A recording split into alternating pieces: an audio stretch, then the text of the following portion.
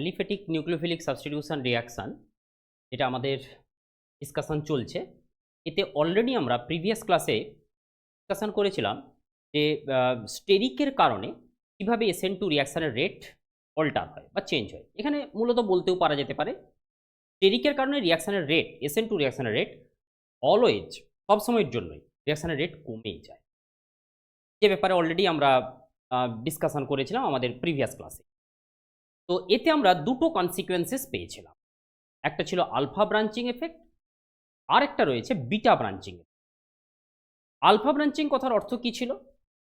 যে particular carbon যার সাথে এই লিভিং গ্রুপ বা লিভিং অ্যাটম কানেক্ট রয়েছে, সেই কার্বনেই যদি স্টেরিক পরপর ইনক্রিজ করতে থাকে, যেমন আমরা অলরেডি প্রিভিয়াস ক্লাসে দেখেছিলাম একটা স্কিম, তাতে ফার্স্ট নেওয়া হয়েছিল মিথাইল হ্যালাইড CH3X, এরপর আমরা স্টেপ বাই স্টেপ এক একটা করে হাইড্রোজেনকে যদি রিপ্লেস করতে থাকি একটা করে মিথাইল গ্রুপের দ্বারা, তাহলে আমরা দেখেছিলাম যে SN2 রিঅ্যাকশনের রেটটা ধীরে ধীরে কমে যাচ্ছে, তাই তো? এটিকে বলা হয় আলফা ব্রাঞ্চিং এফেক্ট। কেন কমে যাচ্ছিল? তার কারণ হিসেবে বলা হয়েছিল according to the transition state model, transition স্টেটে অ্যাকচুয়ালি 6 × 90 ডিগ্রি ইন্টারাকশান ছখানা তৈরি হয়। কাদের মধ্যে? Living group and the substituent তিনটে, আর নিউক্লিওফাইল আর সাবস্টিটিউয়েন্ট তিনটে, তাহলে টোটাল হয়ে গেল 6টা। তাহলে এই 6টা ছিল আলফা ব্রাঞ্চিং এফেক্টের কারণে স্টেরিকের ইনক্রিজের ঘটনা। আর যদি স্টেরিক ইনক্রিজ করে যায় তো কনসিকুয়েন্টলি যে ট্রানজিশন স্টেটও আছে সেও আনস্টেবল হয়ে যাবে, আর সে আনস্টেবল হয়ে যাওয়া মানে অ্যাক্টিভেশন এনার্জির পরিমাণ বেশি প্রয়োজন হবে, আর অ্যাক্টিভেশন এনার্জি যদি বেশি প্রয়োজন হয় তাহলে রিঅ্যাকশানের রেট স্লো ডাউন হবে, অর্থাৎ রিঅ্যাকশানের রেট কমে যাবে।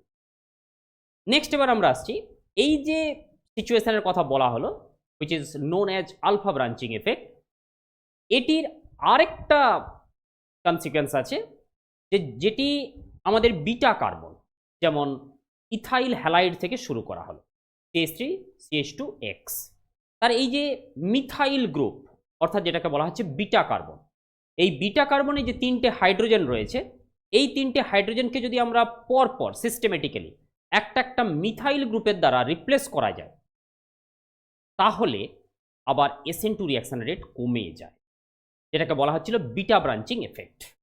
এবার এই পার্টিকুলার বিটা ব্রাঞ্চিং এফেক্টের জায়গা থেকেই আমরা অ্যাকচুয়ালি একটা প্রবলেম ফার্স্ট ডিসকাশন করব আজকের ক্লাসে। যদিও এই সাপেক্ষে বলে রাখা ভালো, এই যে প্রবলেমটা আমরা আজকে ডিসকাশন করতে চলেছি, এই প্রবলেমের ডিটেলড সলিউশন তোরা যদি মানে একদম কোশ্চেন অ্যান্সার ফরম্যাটে যদি সলিউশন চাস, তাহলে অ্যালিফ্যাটিক নিউক্লিওফিলিক সাবস্টিটিউশন রিঅ্যাকশনের যে হার্ড কপি নোটস রয়েছে সেটি কালেক্ট করে নিবি। ক্লাস নোটেও দেওয়া রয়েছে, তবে ক্লাস নোটে মানে কিছুটা হিন্টস টাইপের দেওয়া রয়েছে, পুরো সব কথাগুলো লেখা নেই। তবে অবশ্যই তোরা, আমি চেষ্টা করছি এই যে লাইভ ক্লাস চলছে, এই লাইভ ক্লাসের যে ক্লাস নোটটা তোরা পাবি, ওতে আমি একটু এডিট করে দেবো, ওর মধ্যে ওই পিডিএফটা ইনক্লুড করে দেওয়া হবে, ঠিক আছে? মানে ওই পিডিএফের পার্টটা, ওইটুকুটা মানে কোশ্চেন অ্যান্সার পার্টটা, ওটাকে ইনক্লুড করে দেওয়া হবে।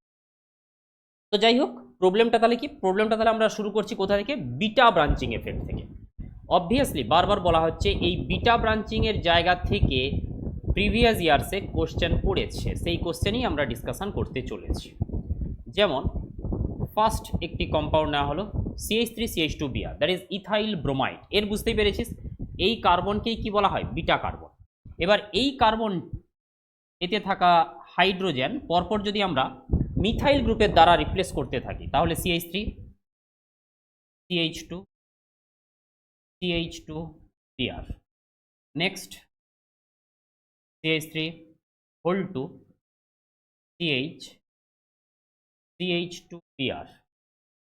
তারপর CH3CH2Br। এই হলো আমাদের চারটে কম্পাউন্ড। এবার কি দেখা যাচ্ছে? SN2 যে রেট, তার রিলেটিভ রেট যদি দেখা যায়, তাহলে এর ক্ষেত্রে যদি রিলেটিভ রেট 1 হয়ে থাকে, এর ক্ষেত্রে ভ্যালু আসছে 0.4, মানে রিঅ্যাকশানের রেট বা স্পিড অর্ধেকেরও বেশি কমে যায়, ঠিক আছে? অর্ধেক যদি হয় তাহলে বুঝতে পেরেছিস 0.5 হতো, তার থেকেও কমে গেছে। এর ক্ষেত্রে 0.03, মানে বুঝতেই পেরেছিস আরও রিয়াকশানের রেট কমে যাচ্ছে। তাহলে এই ট্রেন্ড যেটা দেখা যাচ্ছে, এই ট্রেন্ড কি ইন্ডিকেট করছে? যে যত বেশি স্টেরিক ইনক্রিজ করছে অ্যাট দি বিটা কার্বন, ধীরে ধীরে SN2 রিয়াকশানের রেট কমে যায়। এই কমতে কমতে স্পেসিফিক্যালি এই কম্পাউন্ডের জন্য which is known as neopentyl bromide, এর ক্ষেত্রে দেখা যায় রিয়াকশানের রেট হয় 0.401। দ্যাট মিনস রিয়াকশান আদৌ হয় না বললেই চলে। ঠিক আছে, তাহলে এবার আমাদের এই ঘটনাটিকে এক্সপ্লেন করতে হবে। এক্সপ্লেন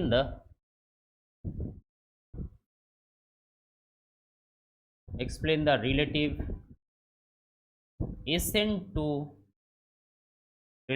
SN2 rate constant বা রেট পড়ার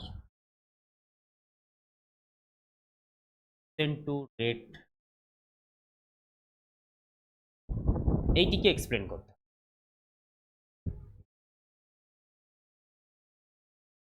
এবার এর ডিসকাশনে আমরা আসছি। প্রথমত এই যে সাবস্ট্রেটটা রয়েছে, এতে তার মানে বুঝতেই পেরেছিস রিয়াকশনের রেট হাইয়েস্ট এদের মধ্যে কেন হাইয়েস্ট? তো ফার্স্ট আমরা এইগুলোর ক্ষেত্রে কিভাবে ডিসকাশন করা হচ্ছে দেখ, এর প্রপার জিওমেট্রি ড্রয়িং করা হচ্ছে। প্রপার জিওমেট্রি মানে, প্রপার জিওমেট্রি কথার অর্থ হলো 3 ডাইমেনশনাল যে প্রেজেন্টেশন এই মলিকুলসগুলো, সেইটি কেমন হয়। তাহলে লক্ষ্য করে এই যে ড্রয়িংটা করা হলো, এইটি কোন প্রজেকশন ফর্মুলার মতন করে ড্রয়িং করা হলো? অ্যাকচুয়ালি এই ড্রয়িংটাকে আমরা flying wedge projection formula drawing করলাম। ফ্লাইং ওয়েজ প্রজেকশন ফর্মুলা থেকে বুঝতে পেরেছিস এই CBr বন্ড, এই CH বন্ড একে অপরের রেসপেক্টে 180 ডিগ্রিতে রয়েছে, অ্যাবাভ বিলো, এইভাবে ড্রয়িং করে দেওয়া হলো। এবার নেক্সট হচ্ছে নিউক্লিওফাইল যখন অ্যাটাক করবে, কোথায় অ্যাটাক করবে? নিশ্চয়ই এই ব্রোমিন যে কার্বনের সাথে কানেক্ট রয়েছে সেই কার্বনে অ্যাটাক করবে। তাহলে নিউক্লিওফাইল এই জায়গায় অ্যাটাক করলো, এটি ভেঙে বেরোবে, তাই তো? SN2 রিয়াকশানে তাই হয়ে থাকে। এইবারে এই নিউক্লিওফাইল যখন অ্যাটাক করছে এই কার্বন সেন্টারকে, মানে ইলেকট্রোফিলিক কার্বন সেন্টারকে, তখন এই জায়গাতে অ্যাটাক করার ক্ষেত্রে একমাত্র বাধা বা নিউক্লিওফাইলের সাথে স্টেরিক কার হতে পারে? এই স্মল হাইড্রোজেন অ্যাটমের। এবার যদি আমরা দেখে নিই যে এই CC বন্ডটা রোটেট হচ্ছে, তাহলে দেখ এই হাইড্রোজেনের পরিবর্তে এই হাইড্রোজেন তখন চলে আসবে ঠিক যে পাথ থেকে বা যে পাথওয়ে থেকে নিউক্লিওফাইলের অ্যাপ্রোচ হচ্ছে সেই দিকে চলে আসবে। তার ফলে সেম হাইড্রোজেন, তাহলে স্টেরিকটা এই হাইড্রোজেনের মতোই হবে। আরও যদি রোটেশন হয় তাহলে এই হাইড্রোজেন আসবে। তার মানে কি বোঝা গেল? যে এই পার্টিকুলার সাবস্ট্রেটে আমরা অ্যাকচুয়ালি তিনটে রোটামার পাবো। তিনটে রোটামারই আইডেন্টিক্যাল। রোটামারগুলো কি কি সেটা আমি অ্যাকচুয়ালি এইটাতে ড্রয়িং করছি না, পরেরটা থেকে ড্রয়িং করব। তার কারণ হচ্ছে এখানে তিনটেই হাইড্রোজেন, ঘুরে গেলে সবই আইডেন্টিক্যাল স্ট্রাকচার, মানে এটাই আসবে আবার পরেরটা। তো সেই কারণের জন্য এই একই জিনিসকে আমি মানে রিড্র করছি না। তাই এখান থেকে শুধু এটুকু বলার বিষয়, এই যে নিউক্লিওফাইল অ্যাটাক করছে ব্রোমিন কন্টেনিং কার্বন সেন্টারকে, এখানে ম্যাক্সিমাম স্টেরিক কার সাথে হতে পারে? স্মল হাইড্রোজেন অ্যাটমের সাথে হতে পারে। তাহলে এখানে আমরা লিখতে পারি minimum steric, or you can say no steric. This substrate have তিনটে identical রোটামার।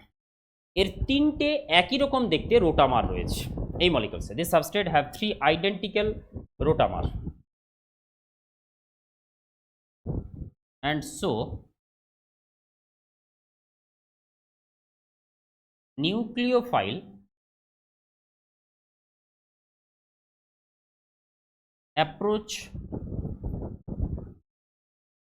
to this attacking carbon center, তাহলে কি হয়ে যাচ্ছে? This nucleophile approach to this attacking carbon centre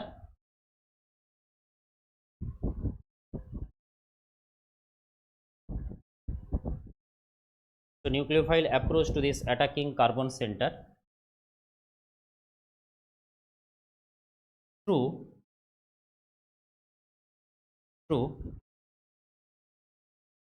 either of rotamer and there is no steric, hence highest reaction rate। তাই এদের ক্ষেত্রে রিয়াকশানের রেটটা কি পাওয়া যাবে, এর ক্ষেত্রে হাইস্ট পাওয়া যাবে, সব থেকে ফাস্টেস্ট রেটে রিয়াকশান করবে, ঠিক আছে।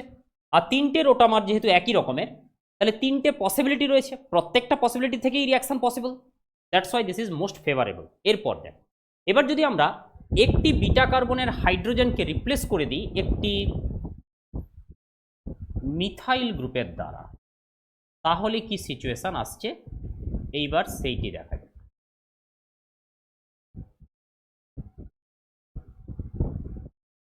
এই হয়ে গেল CH2Br, আর এখানে রয়েছে দুটো হাইড্রোজেন একটা মিথাইল। তো আমি এখানে একটা হাইড্রোজেন নিলাম, এখানে হাইড্রোজেন নিলাম, এখানে মিথাইল নিলাম, তাহলে এটা একটা রোটামার। এবার এখান থেকে এই সিসি বন্ড আমরা রোটেট করাতেই পারি, তাহলে রোটেট করালে আমরা আর একটা রোটামার পাচ্ছি, CBr, এই কার্বন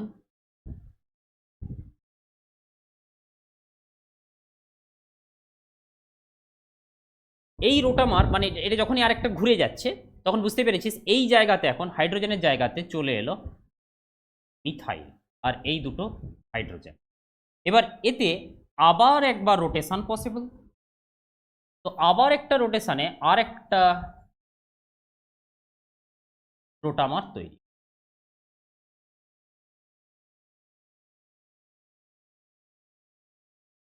তাতে আবার হাইড্রোজেন এলো, এটা আরেকবার ঘুরে গেল, এইখানে এখন চলে এলো মিথাইল, এই জায়গাতে হাইড্রোজেন। এই তিনটে রোটামার পসিবল, অর্থাৎ যাদের থ্রু নিউক্লিওফাইল গিয়ে অ্যাটাক করতে পারে ব্রোমিন কন্টেনিং কার্বন সেন্টারটি, যাদের থ্রু, অর্থাৎ এই ধরনের তিনটে অ্যারেঞ্জমেন্ট রয়েছে, এই অ্যারেঞ্জমেন্টের থ্রু নিউক্লিওফাইল গিয়ে অ্যাটাক করবে। এবার দেখ, নিউক্লিওফাইল যখন এই রোটামারের থ্রু অ্যাটাক করছে তখন হাইড্রোজেনের সাথে স্টেরিক, তাহলে সেটা মিনিমাম স্টেরিক। কিন্তু যখন এই রোটামারের থ্রু রিয়াকশান হবে তখন এই জায়গাতে মিথাইল গ্রুপের সাথে নিউক্লিওফাইলের স্টেরিক, সিভিয়ার স্টেরিক, তাই এই রোটামারের থ্রু রিয়াকশান পসিবল নয়।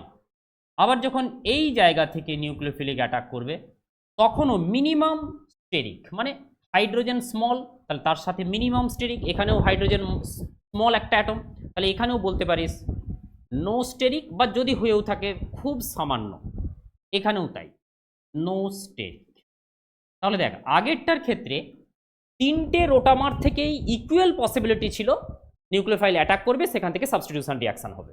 কিন্তু এটাতে কি পাওয়া যাচ্ছে, out of this three rotamers first 1 number আর 3 নম্বর রোটামারের থ্রুই শুধুমাত্র রিয়াকশন পসিবল, 2 নম্বর রোটামারের থ্রু রিয়াকশন হবে না। তাহলে out of this three rotamers only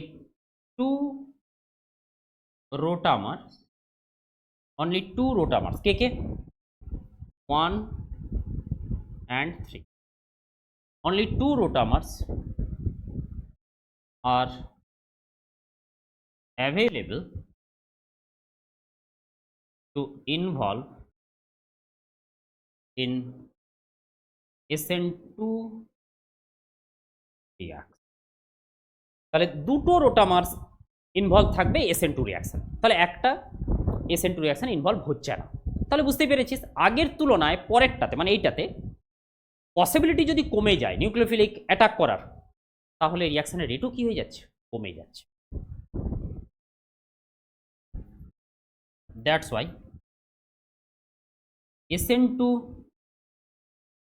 rate also decreases with respect to previous, মানে আগের, with respect to previous substrate, আগের সাবস্ট্রেটের রেসপেক্টে। এবার আমরা আসছি পরের যে কম্পাউন্ডটা রয়েছে, নেক্সট যে কম্পাউন্ড, তাতে কি রয়েছে, তাতে রয়েছে বিটা কার্বনে দুটো মিথাইল গ্রুপ এবার দেওয়া হচ্ছে। ঠিক আছে, তাহলে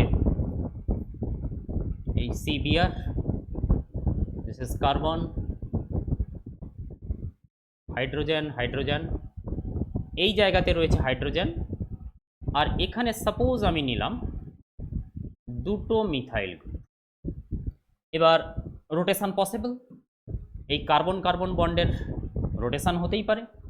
তো এই রোটেশনের ফলে নেক্সট যে রোটামার পাওয়া যায়,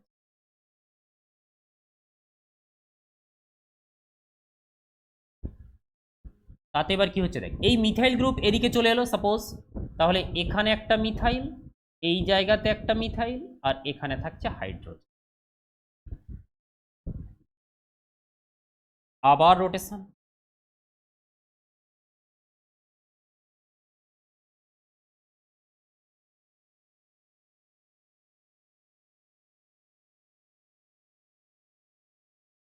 তাহলে আবার যদি রোটেশন হয়, এখানে চলে এলো মিথাইল গ্রুপ, এই মিথাইল, এই হাইড্রোজেন, এই তিনটে রোটামার। তো এই তিনটে রোটামারের মধ্যে থেকে এবার দেখ, শুধুমাত্র এই ফার্স্ট রোটামারেরই থ্রু রিয়াকশান পসিবল।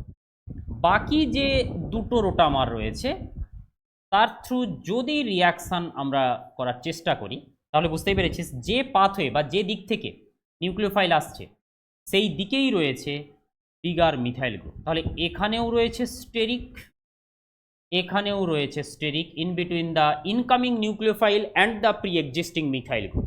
তাহলে এদের মধ্যে যদি স্টেরিক হয়ে থাকে তাহলে এই সাবস্ট্রেট থেকেও রিয়াকশান পসিবল নয়, এই সাবস্ট্রেট থেকেও রিয়াকশান পসিবল নয়। তাহলে রিয়াকশান শুধুমাত্র পসিবল কোথা থেকে?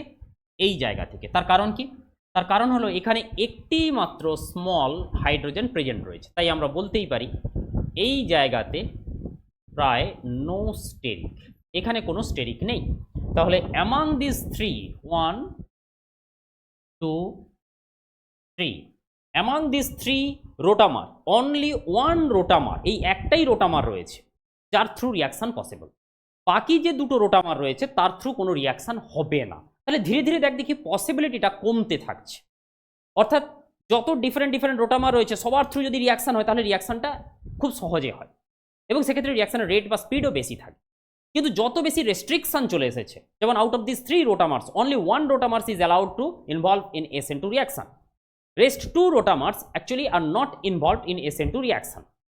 That means এই যে তিনটে রোটামারের মধ্যে দুটো রোটামার রেস্ট্রিক্ট করছে SN2 রিয়াকশনকে, তো অবভিয়াসলি রিয়াকশনের রেট তখন স্লো ডাউন হবে, অর্থাৎ রিয়াকশনের রেট তখন কমে যাচ্ছে। এখানেও একই রকম, out of this three rotamers only one rotamer, কোনটি সেটি? ফার্স্টটা, এক নম্বরটা, only one rotamer is involved in SN2 reaction. Only one rotamer is involved in SN2 reaction.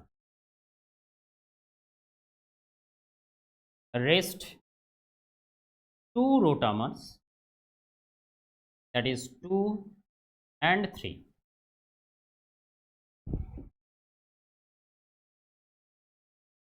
restrict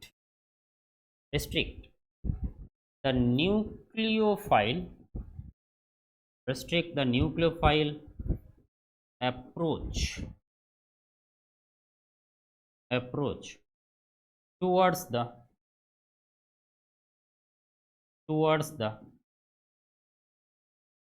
electrophilic center,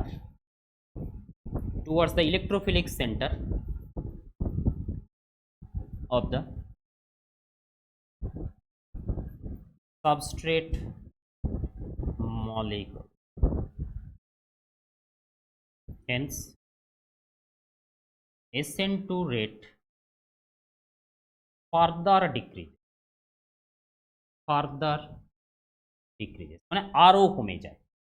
এরপর আসছি আমরা একদম এক্সট্রিম কেস মানে নিওপেন্টাইল হ্যালাইড, এই জায়গাটি, অর্থাৎ যেখানে তিনটেই হাইড্রোজেন, বিটা কার্বনের তিনটেই হাইড্রোজেন রিপ্লেসড হয়ে গেল তিনটে মিথাইল গ্রুপের দ্বারা।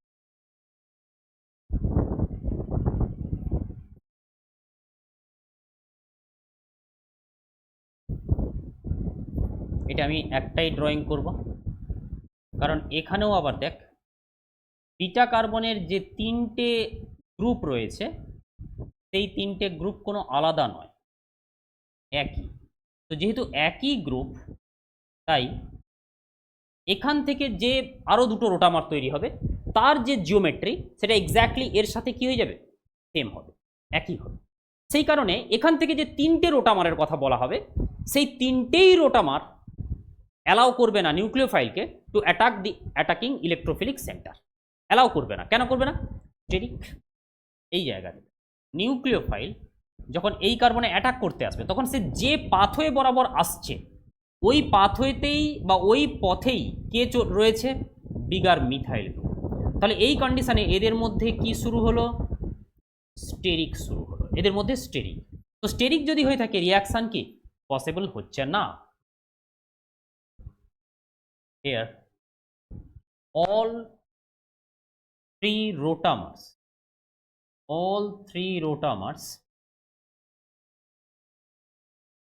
restrict the nucleophile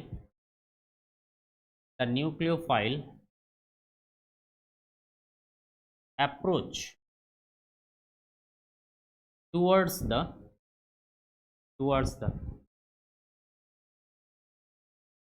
electrophilic center of the substrate. Hence, SN2 reaction is not possible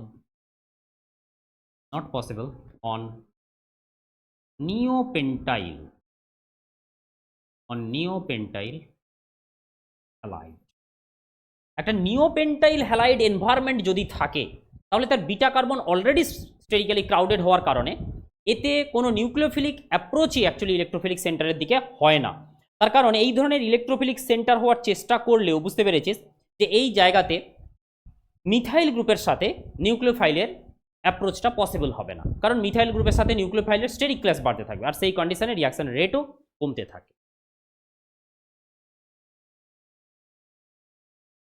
ঠিক আছে, এবার আমরা আসছি, এগুলো হয়ে গেল আমাদের স্টেরিকের ফেনোমেনা, অর্থাৎ যেটাকে বলা হচ্ছিল আলফা এবং বিটা ব্রাঞ্চিং যে এফেক্ট, সেই আলফা এবং বিটা ব্রাঞ্চিং এফেক্টের ফলে রিয়াকশন রেট কমে যায়।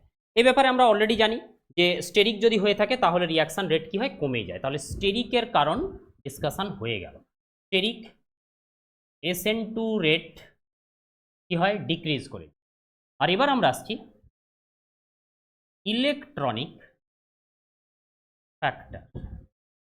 ইলেকট্রনিক ফ্যাক্টরের কারণে SN2 রেট ইনক্রিজ করে যায়। তাহলে দেখ এই দুটো জিনিসের মধ্যে আমাদের ফার্স্ট টাইপ ডিসকাশন হয়ে গেছে। এবার নেক্সট টাইপ ইলেকট্রনিক ফ্যাক্টর ব্যাপারটা কি।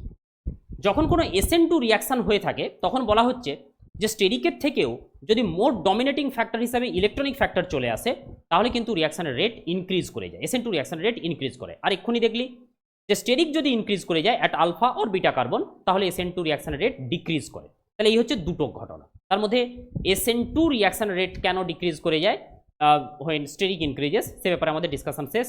Next electronic factor.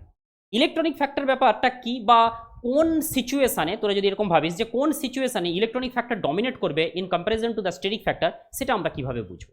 তাহলে তার জন্য পদ্ধতি হচ্ছে দেখে নিতে হবে যে অ্যাটাকিং কার্বন অর্থাৎ আলফা কার্বন তার সাথে কোনো পাই ক্লাউডেড বা বলতেও পারিস যে ডবল বন্ড বা ট্রিপল বন্ডেড কোনো গ্রুপ কানেক্ট রয়েছে কিনা।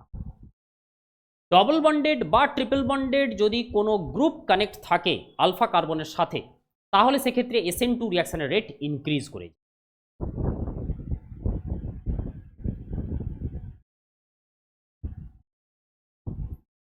ইফ দ্য আলফা কার্বন মানে যে কার্বনটাতে লিভিং গ্রুপ কানেক্ট রয়েছে, if the alpha carbon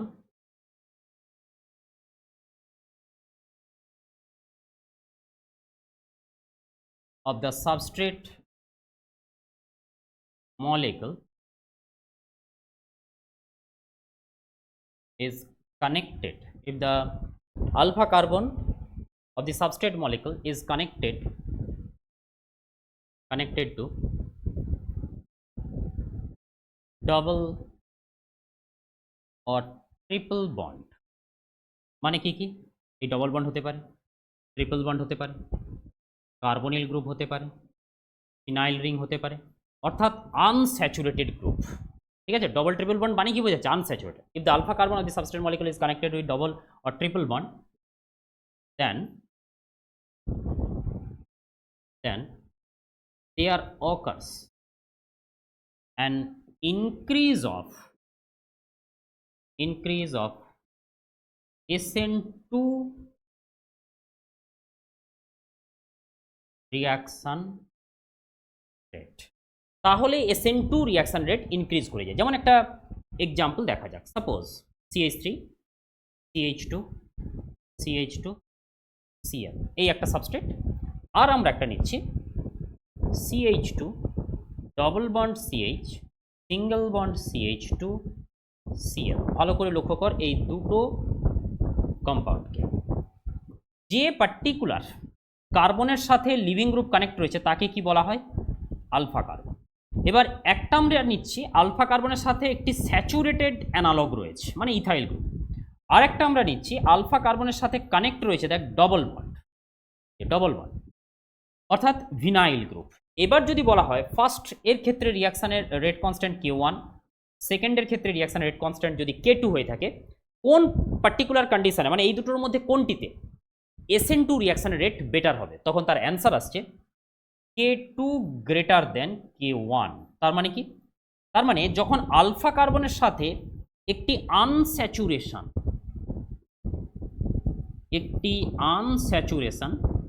connect রয়েছে, যখন আলফা কার্বনের সাথে একটি আনস্যাচুরেশন অর্থাৎ ডবল বন্ড বা বেঞ্জিন রিং এটসেট্রা, যখন আনস্যাচুরেশন কানেক্ট থাকবে তখন দেখা যাচ্ছে যে SN2 রিয়াকশানের রেট ফাস্টার হচ্ছে, SN2 রিয়াকশানের রেট আরও বেড়ে যাচ্ছে। তাহলে এর ক্ষেত্রে SN2 রিয়াকশানের রেট কেনই বা ইনক্রিজ করে, কেনই বা বেড়ে যায়? তো সেই জায়গাটা আমরা আজকে মানে এই মুহূর্তে ডিসকাশনে আসছি, অর্থাৎ এটাকেই বলা হবে ইলেকট্রনিক ফ্যাক্টর। আচ্ছা, এক্ষেত্রে স্টেরিক ফ্যাক্টর কেন এলো না? কারণ একটু ভেবে দেখ, ইথাইল গ্রুপের মধ্যে যে পরিমাণ স্টেরিক বাল্ক রয়েছে বা যে পরিমাণ স্টেরিক ক্রাউডিং রয়েছে, মোটামুটিভাবে আমরা কনসিডার করতে পারি ভিনাইল গ্রুপের মধ্যেও প্রায় সেই একই পরিমাণ স্টেরিক ক্রাউডিং রয়েছে। কেন? কারণ দুটোতেই দেখ দুটো করে কার্বন প্রেজেন্ট রয়েছে, তাহলে মোটামুটি স্টেরিক বাল্ক তাদের সমান, অর্থাৎ দুটোর মধ্যে স্টেরিক ক্রাউডিং প্রায় একই রয়েছে। তাহলে স্টেরিক ক্রাউডিং যদি একই থাকে তাহলে রিয়াকশনের রেট একটার ক্ষেত্রে বেশি আর একটার ক্ষেত্রে কম, এরকম ঘটনা বা কেন ঘটছে? তো তারই এক্সপ্লানেশনে বলা হচ্ছে এটা স্টেরিকের জন্য নয়, এটা ইলেকট্রনিক কারণের জন্য। এবার আমরা দেখব কিভাবে ইলেকট্রনিক ফ্যাক্টরের কারণে এই SN2 রিয়াকশন রেটটা সেকেন্ড টাইমে বেশি হচ্ছে বা সেকেন্ড সাবস্ট্রেটের ক্ষেত্রে বেশি হচ্ছে। এই ছিল substrate, second substrate. This is called allyl chloride. এইটিকে বলা হয় অ্যালাইল ক্লোরাইড, অর্থাৎ ডবল বন্ডেড কার্বন। এই ডবল বন্ডেড কার্বনগুলোকে কি বলা হয়? Vinylic carbon. তার পরের যে কার্বনটা রয়েছে অর্থাৎ ভিনাইলিক কার্বনের সাথে যে কার্বন কানেক্ট থাকে তাকে বলে অ্যালাইল কার্বন, আর সেই কম্পাউন্ডকে বলা হচ্ছে অ্যালাইল ক্লোরাইড। এবার এই কার্বনের সাথে কানেক্ট রয়েছে দুটো হাইড্রোজেন। নেক্সট এবার কি আসছে? নিউক্লিওফাইল। এই ক্লোরিন কন্টেনিং কার্বন সেন্টারে অ্যাটাক করলো।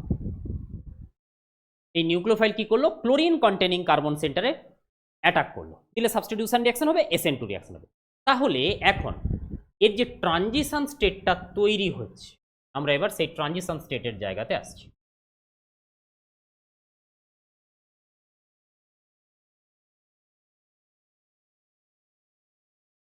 এই হয়ে গেল হাইড্রোজেন অ্যাটম। এবার এখানে নিউক্লিওফাইল, আর এই জায়গাতে Cl। This is delta minus, এটাও ডেল্টা মাইনাস। এবার অবভিয়াসলি এইখানে একটি পি অরবিটাল ডেভেলপ হয়। একটু রিকল করবি, আমাদের অলরেডি প্রিভিয়াস ক্লাসে ডিসকাশন হয়ে গেছে যে SN2 রিয়াকশনের ক্ষেত্রে যে ট্রানজিশন স্টেট তৈরি হয় সেটি হচ্ছে পেন্টা কোঅর্ডিনেটেড ট্রানজিশন স্টেট। আর সেক্ষেত্রে ওই কার্বনের হাইব্রিডাইজেশনকে আমরা কি কনসিডার করেছিলাম? টিবিপির মতোই, অর্থাৎ sp3d, সেখান থেকে স্প্লিট করা হয়েছিল sp2 প্লাস পিডি।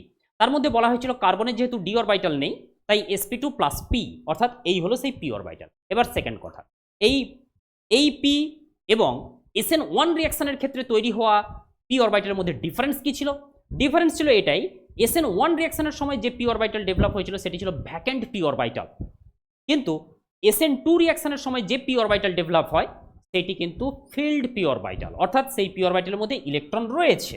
তাই এটি খেয়াল থাকে যেন, this is field P orbital, ঠিক আছে, এখানে ইলেকট্রন প্রেজেন্ট রয়েছে। কারণ কি? কারণ আমরা অলরেডি জানি যে যখন রিয়াকশন হয়ে থাকে নিউক্লিওফাইলও তার ইলেকট্রনটা শেয়ার করতে থাকে with this CCl sigma star orbital, এইভাবে।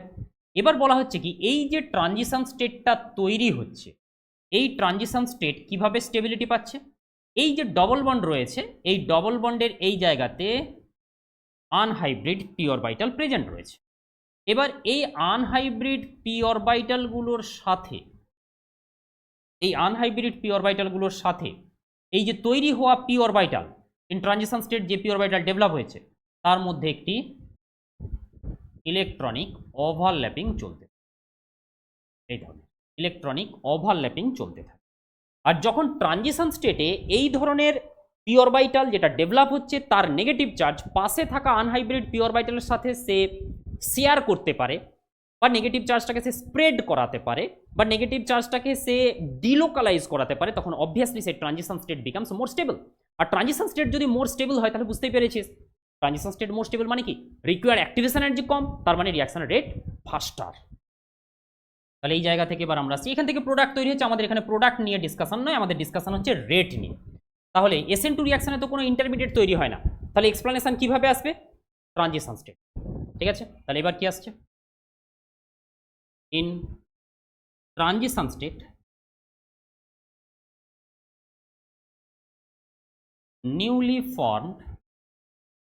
newly formed filled p orbital, newly formed in transition state newly formed filled p orbital can overlap with the p orbital of the adjacent p orbital of the adjacent double bond. তাহলে in transition state newly formed filled p orbital can overlap with the p orbital of the adjacent double bond, and thus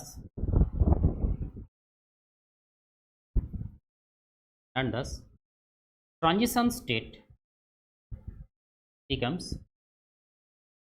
stable and required activation energy decreases,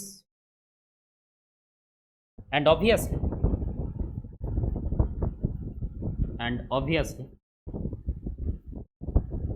SN2 rate also increase।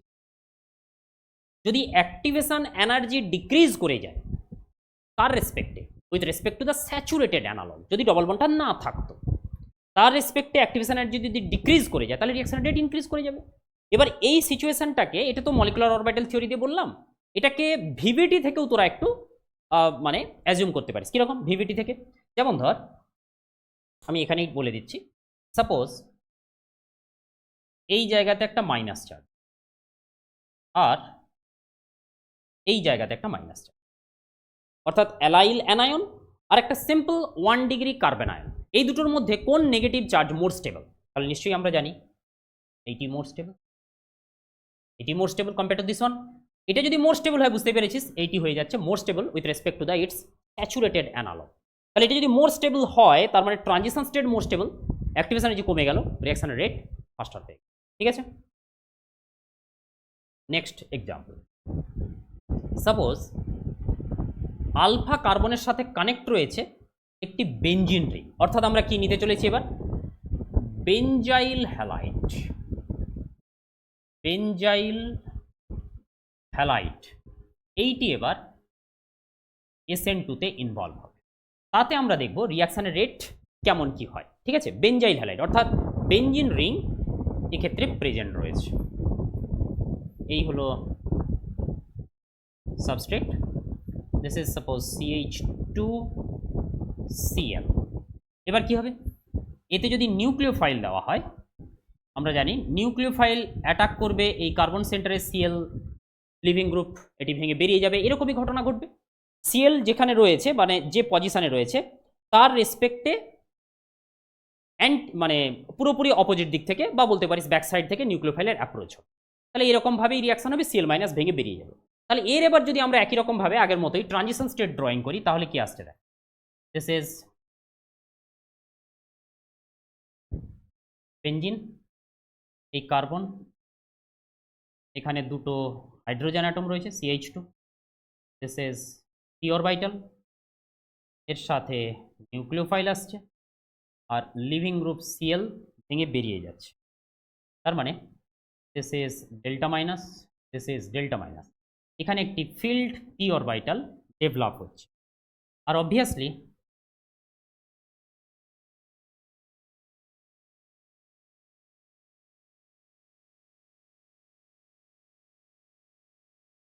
এই হলো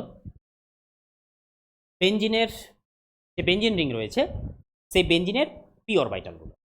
এবার একই রকমভাবে আমরা যদি বেঞ্জিনের p অরবিটালগুলোর phase বসিয়ে নিই, বেঞ্জিনের p অরবিটালগুলোর এইভাবে ফেজগুলোকে বসিয়ে নিই, তাহলে কি হবে, এই যে p অরবিটাল ডেভেলপ হয়েছে ফিল্ড p অরবিটাল, এটি বেঞ্জিনের p অরবিটালের সাথে কনজুগেশনে ইনভলভ হবে এইভাবে।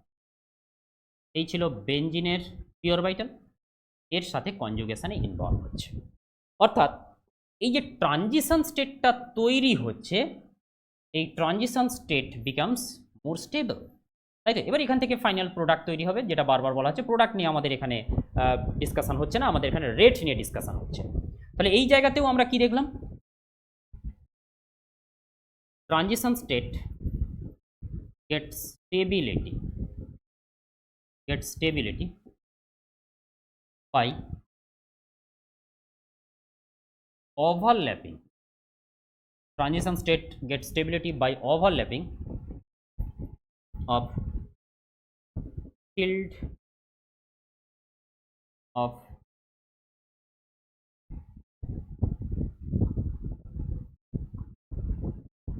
newly formed filled p orbital and the p orbitals of benzene ring।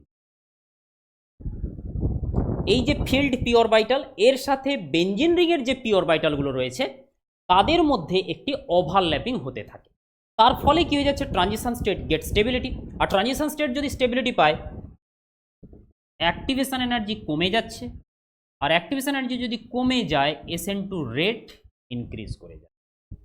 এবার আমরা এই জায়গাতে জাস্ট একটা কম্প্যারিজন পারপাসে বলতে পারি, এই বেঞ্জাইল হ্যালাইড এবং তার আগে থাকা অ্যালাইল হ্যালাইড যদি বলা হয় এই দুটোর মধ্যে কার SN2 রিয়াকশনের রেট বেশি, তখন খেয়াল থাকে যেন বেঞ্জাইল হ্যালাইডের SN2 রিয়াকশনের রেট বেশি হবে।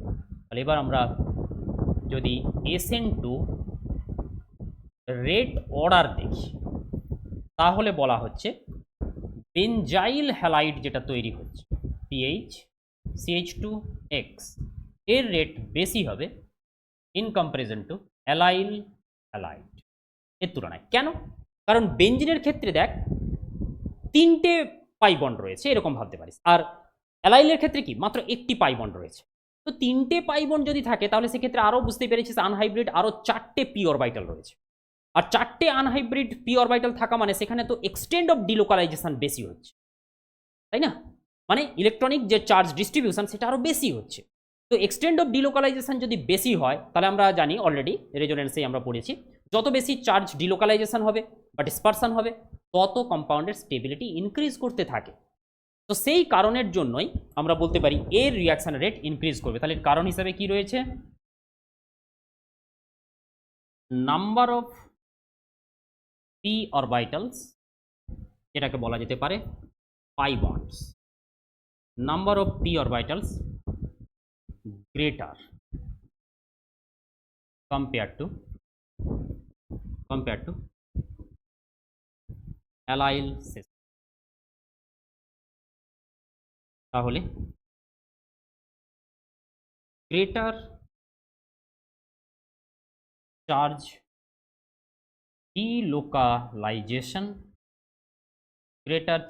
delocalization in transition state and hence greater SN2 rate। এবার এই ঘটনাটিকে আমরা একবার দেখে নিই। এই একটা এক্সপেরিমেন্টাল ভ্যালু আমি দিচ্ছি, এটা তোরা পেয়ে যাবি ক্লেডেনের বইতে। ক্লেডেনের বই এর সফট কপিও অ্যাভেলেবেল, তোরা নিশ্চয়ই কিনেছিস বা যদি নাও কিনে থাকিস কিনে নিতে পারিস, খুব ভালো বই, এইটি প্রয়োজন পড়বে। তো এখানে দেখ অলরেডি আমরা এই জায়গাতে কতগুলো সাবস্ট্রেট দেওয়া রয়েছে, এই যতগুলো সাবস্ট্রেট দেওয়া রয়েছে আর তাদের relative rate SN2 relative rate দেওয়া রয়েছে। তার মধ্যে শুধুমাত্র এইটি SN1 এর জন্য অ্যাকচুয়ালি অ্যাপ্লিকেবল, এটা SN2 নয়, যার কথা এখানে লেখাও আছে। কি রয়েছে আমি একটু এখানে বলে দিচ্ছি, এরকমভাবে রয়েছে দেখ। মিথাইল ক্লোরাইডের ক্ষেত্রে SN2 রেট যদি 200 ধরা হয়, তাহলে আইসোপ্রোপাইল হ্যালাইডের ক্ষেত্রে 0.02, মানে রেট কি হয়ে গেল, কমে গেল। কেন কমে গেল, আলফা ব্রাঞ্চিং, এই যে আলফা কার্বনে দুটো মিথাইল, এখানে আলফা কার্বনে তিনটেই হাইড্রোজেন ছিল, তাহলে রিয়াকশন রেট কমে গেল। তারপরেই দেখ যেই এবার চলে এলো অ্যালাইল ক্লোরাইড, রিয়াকশনের রেট আবার ইনক্রিজ করল। এবার যখন অ্যালাইলের পরিবর্তে বেনজাইল এলো, বেনজাইল ক্লোরাইড, রিয়াকশনের রেট আরও ইনক্রিজ করলো। আর একটি স্পেশাল কেস আসছে, যদি দেখা যায় আলফা হ্যালো কার্বনিল, এটা তো দেখ আলফা কার্বনে কার্বনিল গ্রুপ প্রেজেন্ট রয়েছে, তখন রিয়াকশনের যে রেট আসছে many fold ফাস্টার। This is exceptional example, এটা নিয়ে আমি এক্ষুনি ডিসকাশনে আসছি, তবে তার আগে বাকিগুলো দেখে নেব। এই ডিসকাশনটা এক্ষুনি হলো, অ্যালাইলের পরিবর্তে বেনজাইলের ক্ষেত্রে রিয়াকশন রেট বেড়ে যাবে। কেন বেড়ে যাবে এক্ষুনি ডিসকাশন হলো, তাহলে দেখতেই পাচ্ছিস এইটা হচ্ছে ক্লেডান। এই যে রেফারেন্সটা দেওয়া হচ্ছে, রেফারেন্স ক্লেডান, ক্লেডানের বই থেকে তোরা দেখে নিবি, খুব ভালো বই ক্লেডেনের। রিয়াকশান মেকানিজমের ক্ষেত্রে তোরা ক্লেডেনের বই ফলো করতে পারিস, ঠিক আছে, খুব ভালো। আচ্ছা, তারপরে দেখ মাঝে একটি দেওয়া রয়েছে, যদিও এটা আমি এক্ষুনি ডিসকাশনে আসছি না, কারণ এটা SN1 এর গল্প। আরেকটি রয়েছে দেখ এরকম একটি সিচুয়েশন, অর্থাৎ বলা হচ্ছে alpha halo carbonyl compound, this is alpha carbon, alpha halo, this is carbonyl. So alpha halo carbonyl যে কম্পাউন্ড, এই আলফা হ্যালো কার্বনিল কম্পাউন্ডের SN2 রিয়াকশনের rate many fold faster, many fold. সাধারণতভাবে SN2 রিয়াকশনের রেটের যেরকম ট্রেন্ডগুলো রয়েছে যদি লক্ষ্য করিস, তার তুলনায় এটা লক্ষ্য করলে বুঝতে পারবি এর রিয়াকশনের রেট প্রায় 1 লাখ রিয়াকশনের রেট, মানে আনএক্সেপশনাল মানে আনইউজুয়াল একটা ঘটনার মতো। তো এটির কারণ কি, অর্থাৎ আলফা হ্যালো কার্বনিল কম্পাউন্ড কেন এত ফাস্টার SN2 রিয়াকশন রেট দেখায়, তো সেই নিয়ে এবার আমাদের এখানে একটা discussion. Alpha halo carbonyl compound shows unusually, alpha halo carbonyl compound shows unusually high SN2 rate, explain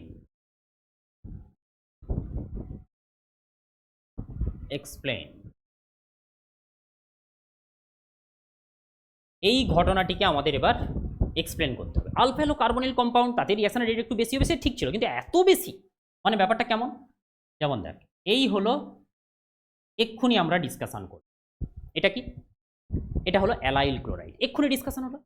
just এটাকেই এভাবে ভাব, এই ছিল অ্যালাইল ক্লোরাইড, এইখানে যখন ও করে দিচ্ছিস, that is alpha halo carbonyl, তখনই রিঅ্যাকশনের রেট, এটা যদি এর রিঅ্যাকশনের রেট যা থাকবে, যদি আমি 1 ধরে নিই, তার তুলনায় প্রায় 1 লাখ ফাস্টার রেটের রিঅ্যাকশন দেখায়, মানে 1 লাখ গুণ ফাস্টার রেটের রিঅ্যাকশন হচ্ছে।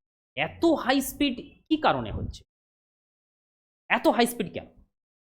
যদি একটু আমরা এই কনসেপ্টটাকে ভিভিটি থেকে ভাবার চেষ্টা করি, তাহলে আমরা এরকম ভাবতে পারি যে যখন SN2 রিঅ্যাকশন হয়ে থাকে, তখন এই কার্বনের উপরে একটা পার্সিয়াল নেগেটিভ চার্জ তৈরি হতে থাকে, তাই না?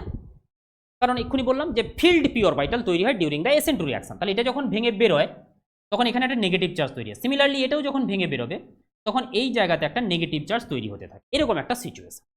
এবার অবভিয়াসলি এই নেগেটিভ চার্জ এই ডবল বন্ডের সাথেও রেজোনেন্স করতে পারে, কার্বনিলের সাথেও রেজোনেন্স করতে পারে। এবার যদি তোদের বলা হয় কার সাথে রেজোনেন্সটা বেটার, কার্বনিলের সাথে না ডবল বন্ডের সাথে, তখন কিন্তু অ্যান্সার আসবে কার্বনিলের সাথে রিঅ্যাকশনের রেটটা, মানে কার্বনিলের সাথে রেজোনেন্সটা বেটার। কেন বেটার?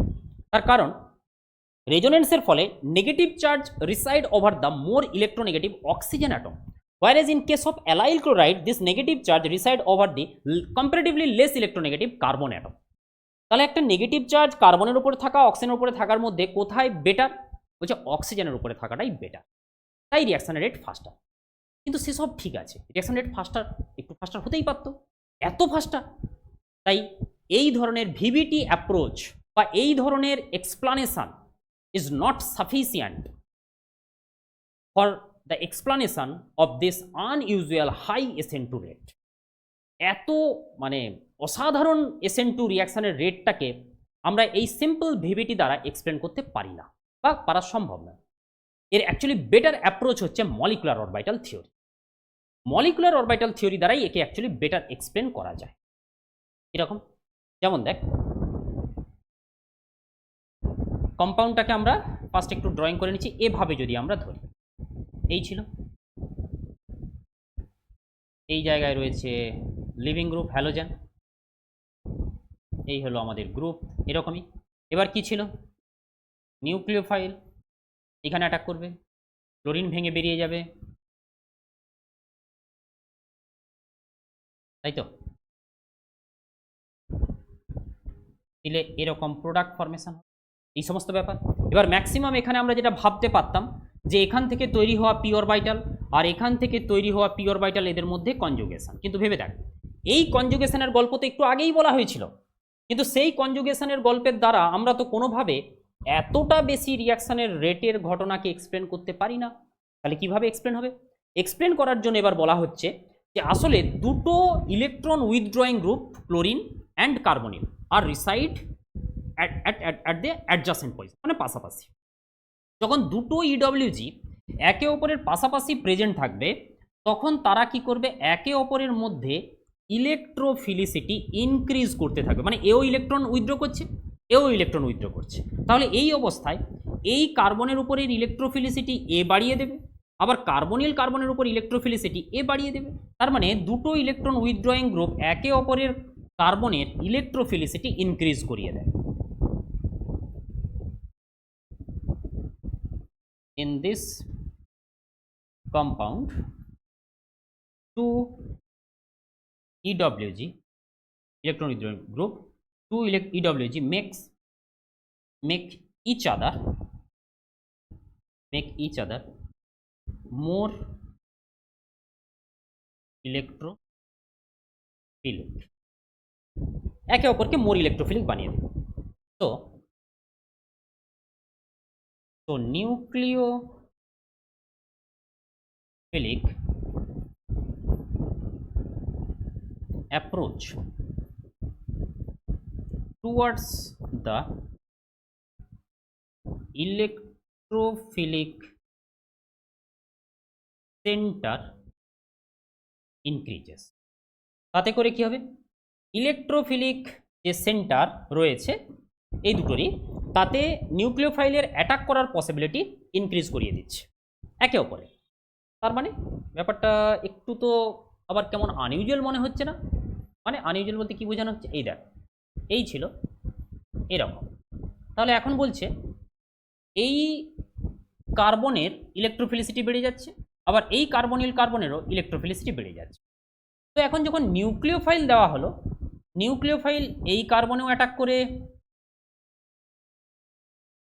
প্রোডাক্ট তৈরি করবে, আবার বলছে এইবার এই যে নিউক্লিওফাইল এ তো এখানেও অ্যাটাক করতে পারে, তাহলে এখানে যদি অ্যাটাক করে তাহলে তাহলে তো এই ধরনের একটা সিচুয়েশন তৈরি হবে, তাহলে তো সাবস্টিটিউশন হবে না, এ তো অ্যাডিশনের দিকে এগোচ্ছে।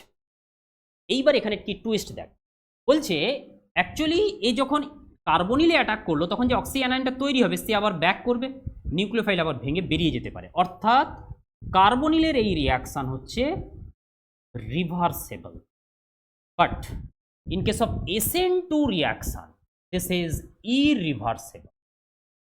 এবার অ্যাকর্ডিং টু থার্মোডাইনামিক্স রিভার্সেবল আর ইরিভার্সেবলের মধ্যে কোনটি মোর স্পন্টেনিয়াস? নিশ্চয়ই irreversible, this is more spontaneous. তো এটা যদি তোরা অলরেডি থার্মোডাইনামিক্সে পড়েছিস, তো এটা যদি মোর স্পন্টেনিয়াস হয় তাহলে এটা বোঝাচ্ছে যে রিয়াকশান SN2-র দিকেই ফরওয়ার্ড হবে, এই দিকে যাবে না, কারণ এদিকে যদি গিয়েও থাকে তাহলে আবার সে ব্যাক করে যাবে। সেই জন্য আলটিমেট প্রোডাক্ট এই সাইড থেকে তৈরি হবে, এদিক থেকে প্রোডাক্ট ফরমেশন হবে না। ঠিক আছে, তাহলে সে তো বোঝা গেল কোন সাইড থেকে রিয়াকশন হবে, অর্থাৎ SN2 রিয়াকশনটাই ফেভারেবল হবে ইন কম্পারিজনটা কার্বনিলের উপরে ইলেকট্রোফিলিক অ্যাটাক। সে ঠিক আছে, কিন্তু কথা হলো রেট কেন বাড়ছে? তো রেট কেন বাড়ছে তার জন্য এবার বলা হচ্ছে আসলে যখন নিউক্লিওফাইল অ্যাটাক করে ক্লোরিন কন্টেনিং কার্বন সেন্টারে তখন তার সিগমা স্টার অরবিটাল আর কার্বনিলে থাকা পাই স্টার অরবিটাল, যেহেতু দুটোই ইলেকট্রন উইথড্রয়িং গ্রুপ, তাহলে তাদের দুটোরই লুমোর অরবিটালগুলো একটু লোয়ার লাইং হয়। তাহলে এই দুটো লোয়ার লাইং লুমো অ্যাকচুয়ালি ওভারল্যাপ করে গিয়ে নতুন করে একটা লোয়ার লাইং লুমো তৈরি করে। This is the main factor. এরকম এই হলো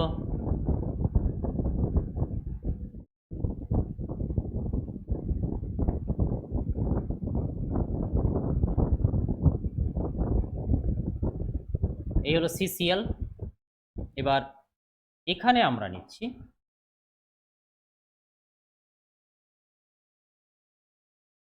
পাই star, this is sigma star and this is pi star. This is sigma star CCl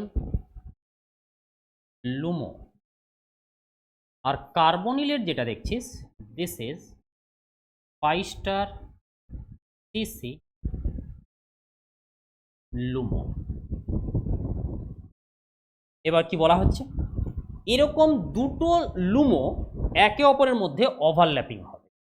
sigma star লুমো একটু হাই এনার্জিতে থাকবে, পাই স্টার লুমো রিলেটিভলি লো এনার্জিতে থাকবে। এদিক বরাবর আমরা যদি এনার্জি প্লট করে থাকি, এবার এই দুটো লুমোর মধ্যে যখন ওভারল্যাপিং হচ্ছে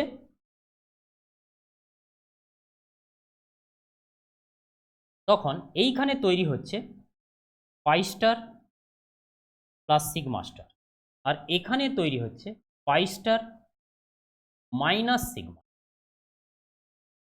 তাহলে দুটো লুমো অরবিটাল এর ওভারল্যাপের ফলে একটি নতুন এইটি, দিস ইজ দ্য নিউ লুমো, নতুন লুমো একটি তৈরি হলো। এবার ব্যাপারটা কি, নতুন লুমো তৈরি হয়ে কি সুবিধা হলো? এবার যদি আমরা ধরে নিই, আমরা তো অলরেডি জানি নিউক্লিওফাইল যখন অ্যাটাক করে তখন নিউক্লিওফাইলের কোন অরবিটাল ইনভলভ হয়? Homo orbital. তাহলে নিউক্লিওফাইলের হোমো অরবিটালের যদি এনার্জি স্টেটটা এই জায়গাতে থাকে, হোমো তো লোয়ার লাইন হয়, লুমোগুলো আপার লাইন হয়, তাহলে এটা হলো নিউক্লিওফাইলের হোমো অরবিটাল, এখানে ইলেকট্রন রয়েছে। যদি এই ওভারল্যাপিংটা না হতো, এবার ভেবে দেখ, যদি এই ওভারল্যাপিংটা না হতো তাহলে নিউক্লিওফাইলকে কোথায় অ্যাটাক করতে হতো? সিসিএল এর সিগমা স্টার, মানে এই পরিমাণ এনার্জি গ্যাপ, তাই তো। আর সেই জায়গাতে যখন এরকম ওভারল্যাপিং হচ্ছে দুটো লুমো, তখন একটা নতুন লুমো তৈরি হচ্ছে। এখন এই ইলেকট্রন এত দূরে না অ্যাটাক করে কোথায় কোথায় তখন ট্রান্সফার হচ্ছে? এই জায়গা। এই ইলেকট্রন তখন এই জায়গাতে ট্রান্সফার হচ্ছে। তাহলে এখন দেখ এই জায়গাতে এনার্জি গ্যাপ কি হয়ে গেল? কমে গেল। এর হোমো-লুমো এনার্জি গ্যাপ ডিক্রিজেস। এখানে হোমোলুমোর এনার্জি গ্যাপ কি হয়ে গেল? ডিক্রিজ করে গেল। আর যদি এনার্জি গ্যাপ ডিক্রিজ করে তাহলে রেট কি হবে? ইনক্রিজ করবে, রেট ইনক্রিজ করবে। সো এই সিচুয়েশনকে এবার দেখ একটু ভিজুয়ালাইজ আমরা করব কিভাবে এরা একে অপরের সাথে ওভারল্যাপ হচ্ছে এই জায়গাতে। তো তার জন্য এখানে আসছে this is C O, this is the sigma star. এবার এই যে পাই স্টারের লোবস একটু টিল্টেড হয়ে ওই দিকে ওভারল্যাপ করবে, একটু টিল্টেড হয়ে যাবে।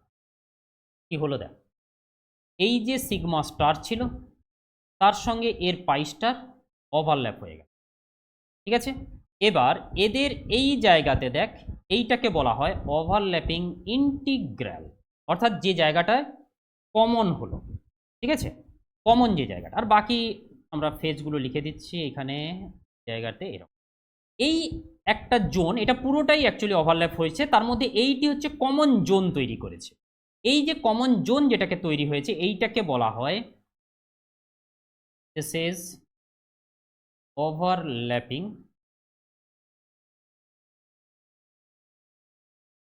ইন্টিগ্রাল।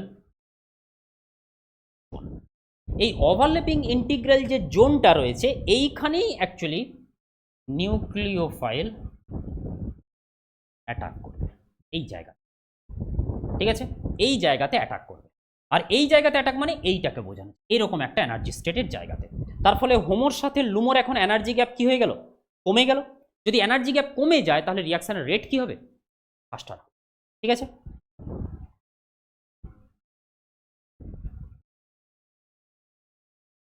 নাও nucleophile actually attack, now nucleophile actually attack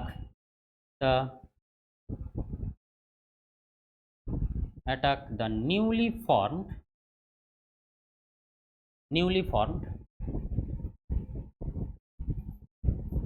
overlapping integral area। আর এই জায়গাতে অবভিয়াসলি হোমোলুমোর এনার্জি গ্যাপও কি হয়ে যাচ্ছে, and also newly formed overlapping integral area. এইখানে আরেকটা কথা যোগ করি, that is the pi star plus sigma star lobe, এই জায়গাতে pi star plus sigma, and also HOMO LUMO energy gap decreases. হোমোলুমোর এনার্জি গ্যাপটা কি হয়ে যাবে? ডিক্রিজ করে যাবে। And also HOMO LUMO energy gap decreases and SN2 rate remarkably increase। এই কন্ডিশনে SN2 যে রেটটা হচ্ছে সেই রেটটা রিমার্কেবলি ইনক্রিজ করছে। রিমার্কেবলি ইনক্রিজ কথার অর্থ হচ্ছে গিয়ে এটাই বোঝানো হচ্ছে যে আনইউজুয়ালি হাই রিয়াকশান রেট দেখাচ্ছে, ঠিক আছে। এই যে আনইউজুয়ালি হাই রিয়াকশান রেট এর মধ্যে দেখাচ্ছে, তাহলে তার মূল কারণ কি দাঁড়ালো? জাস্ট মনে রাখবি দুটোই ইলেকট্রন উইথড্রয়িং গ্রুপ থাকার কারণে দুটোরই লুমোর অরবাইটালগুলো একটু লোয়ার লাইন হয়ে যায়, তাতে করে তাদের মধ্যে একটা এনার্জি গ্যাপ কম হয়ে যায় এবং তারা নিজেদের মধ্যে একটা ওভারল্যাপিং করতে পারে। এই ওভারল্যাপিংয়ের ফলে একটা নতুন লুমো তৈরি হয়, যে নতুন লুমোর এনার্জি সিগমা স্টার অপেক্ষায় অনেকটাই কম থাকে, তার ফলে এখন হোমোর সাথে এই নতুন লুমোর এনার্জি গ্যাপ কম হয়ে যাওয়ার কারণে রিয়াকশান রেটটা ফাস্টার হয়ে যায়, ঠিক আছে, এবং ফাস্টারটা অনেকটা বেশি। সেই কারণের জন্য এই রিয়াকশানের মানে এরকম একটা আনইউজুয়াল রিয়াকশান রেট লক্ষ্য করা যায়, ঠিক আছে।